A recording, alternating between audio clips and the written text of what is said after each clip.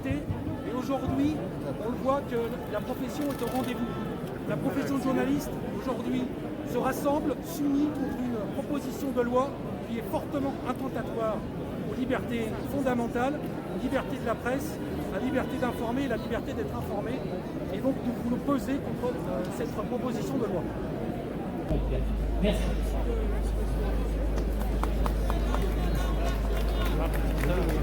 Aujourd'hui, une loi qui est cette proposition de loi sécurité globale.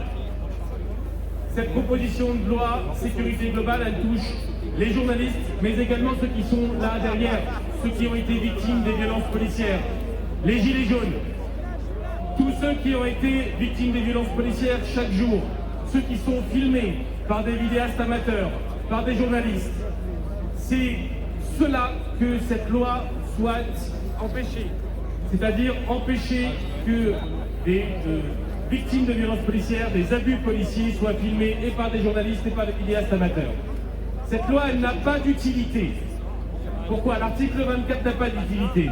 Tout simplement parce que dans le droit pénal français, vous avez déjà plusieurs dispositions qui sont là pour protéger les policiers. Oui, il faut bien sûr protéger les policiers contre les éventuelles agressions dont ils pourraient être victimes. La première remarque là-dessus, c'est que nous attendons toujours du ministère de l'Intérieur et des syndicats de police qui sont les promoteurs de ce texte, des indications sur la réalité des agressions des fonctionnaires de police sur Internet qui seraient agressés à leur domicile. On attend toujours les chiffres, ils n'arrivent pas. La deuxième chose, c'est que bien évidemment c'est inutile puisqu'il y a 3 délits. Provocation à la commission d'une infraction, menace de mort, cyberharcèlement, toutes ces infractions peuvent être utilisées pour sanctionner les éventuelles agressions contre les fonctionnaires de police. Alors pourquoi une nouvelle infraction? Pourquoi une nouvelle infraction qui est celle de l'interdiction de diffusion des images de fonctionnaires de police identifiables avec cette intention malveillante? Tout simplement parce que vous, journalistes, demain, vous serez sur une manifestation, vous serez dans la rue, vous pourrez être interpellé, menotté, placé en garde à vue et envoyé devant un tribunal uniquement parce que celui qui se sent victime de la chose, c'est le fonctionnaire de police lui-même qui aura le droit de vous arrêter. L'intention de nuire, nous l'apprécierons plus tard devant le tribunal. L'objet de cette loi, c'est d'empêcher le fonctionnement du journalisme et des vidéastes amateurs et empêcher les victimes de violences policières d'obtenir justice. L'ONU hier a rappelé que cette loi ne pouvait pas être passée.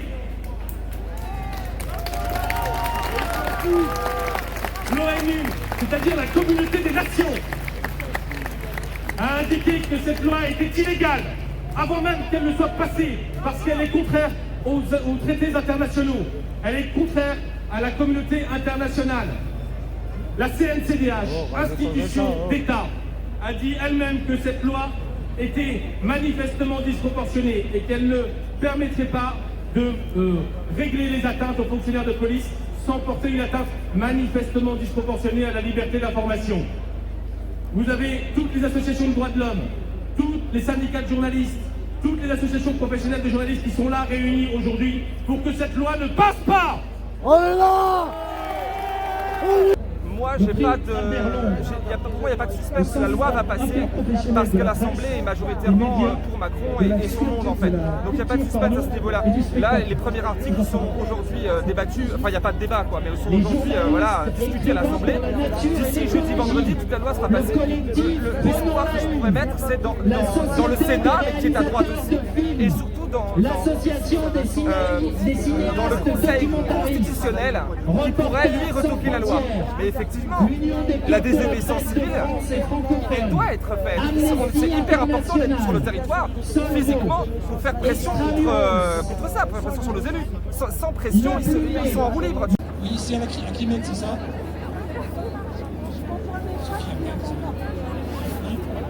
Ne vous battez pas. Qui est une association de critique des médias. Donc je suis là pas pour représenter les professionnels de la profession, même s'il y a des journalistes au sein d'Acrimed, mais plutôt les lecteurs, les auditeurs, les téléspectateurs.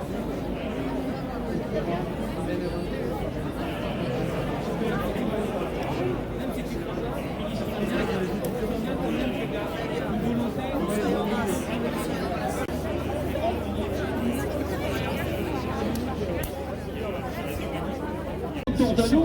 Moi, j'ai été blessé aussi par les flics à plusieurs reprises. Mais il fut une époque, nous faire envoyer dans les forêts, dans les bois, voilà ce qu'ils veulent. Eh bien, ne nous laissez pas faire. Nous allons résister, nous allons lutter. Et si nous nous serrons les coudes, nous les écraserons. À toi, c'est un droit. Vive la liberté.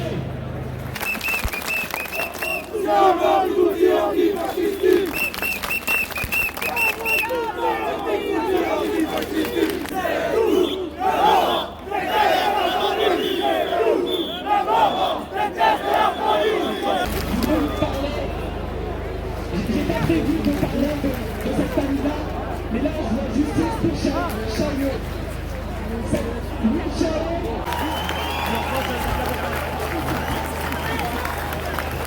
J'ai fait à moitié encore autre chose.